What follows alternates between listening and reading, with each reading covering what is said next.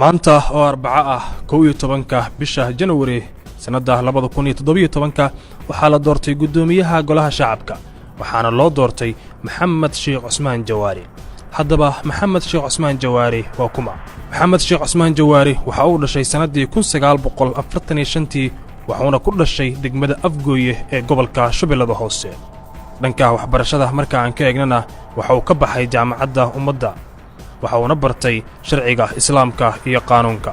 dhanka shaqooyinka marka aan ka eegno Maxamed Sheekh Cusmaan Jawaari 1962 waxa uu noqday macallin. wasiir ku-xigeenka agaasimaha shaqada iyo shaqaalaha ayuu sidoo kale soo noqday.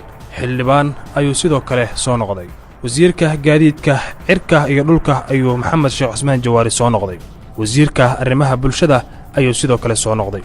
la taliyaha xafiiska qaramada midoobay ee Soomaaliya ee dhanka dastuurka ayuu Maxamed Sheekh Cusmaan Jawaari soo noqday. Maxamed Sheekh Cusmaan Jawaari sidoo kale waxa uu soo noqday gudoomiyaha guddiga khubarada dastuurka. waxaa laga soo doortay magaalada Baydhabo ee maamulka Koonfur Galbeed. taariikhdu markay ahayd 28 bishii 8 2012 Maxamed Sheekh Cusmaan Jawaari waxaa loo doortay gudoomiyaha baarlamaanka federaalka ee Soomaaliya jagadaas uu hayay ilaa 2016. maanta oo ay taariikhdu tahay 11 bisha koowaad mar kale ayaa loo doortay gudoomiyaha golaha shacabka.